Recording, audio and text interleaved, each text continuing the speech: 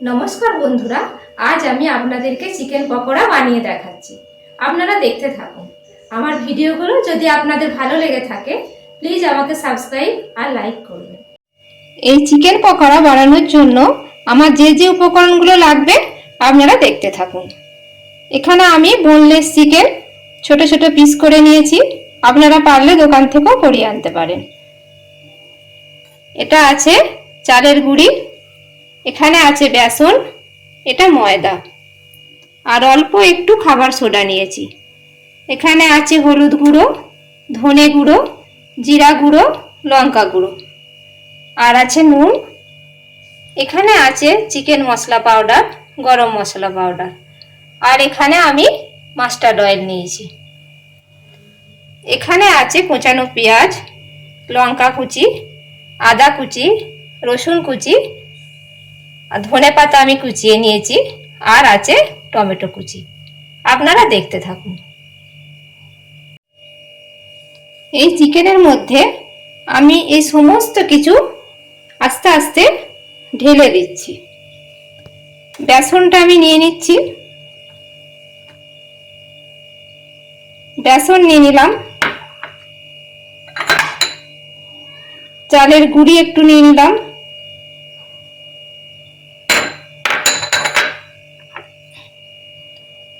ময়দাটা নিয়ে নিলাম,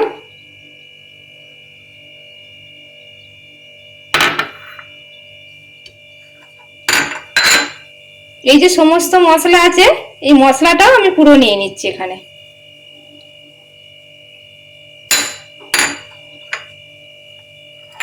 খাবার সোডাটাও নিয়ে নিলাম,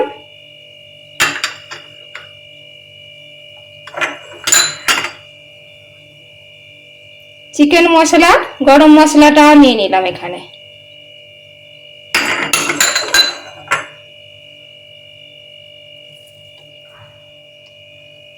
পেঁয়াজ কুচি নিয়ে নিচ্ছি,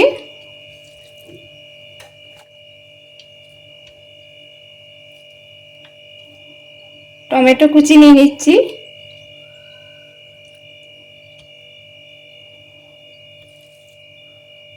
ধনে পাতা নিয়ে নিচ্ছি, লঙ্কা কুচিগুলো নিয়ে নিচ্ছি, আদা কুচি, রসুন কুচি, সব কিছু আমি নিয়ে নিলাম। এবার এটা জল দিয়ে, একটু জল দেবো অল্প দিয়ে, ভালো করে মিক্স করে দেখাচ্ছি আপনাদেরকে। আর একটু নুন দিতে হবে আমাকে।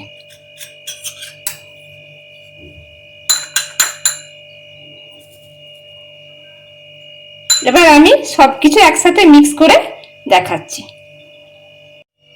দেখুন আমি সবকিছু একসাথে মিক্স করে নিয়েছি। এটা আমি কিছুক্ষণ রাখবো, 15-20 মিনিটের মতো রাখবো, তারপর আমি এটা তেলে ভাজবো। এখন আমি এই কড়াইয়ের মধ্যে একটু সরষের তেল নিয়ে নিচ্ছি। সরষের তেল নিয়ে নিলাম।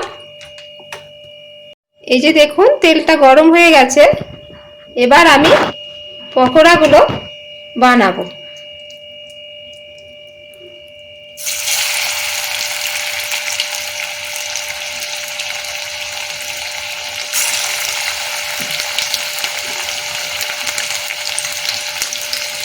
এইভাবে আমি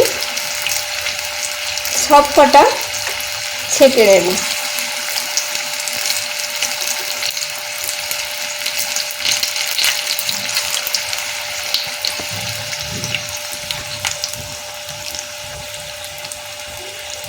এইভাবে আমি তেলের মধ্যে সব ছেড়ে দিলাম।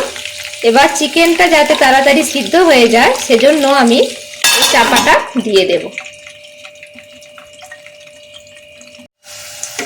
দেখুন এটা আমার ভাজা হয়ে গেছে। এবার আমি এটা প্লেটের মধ্যে তুলে নেব।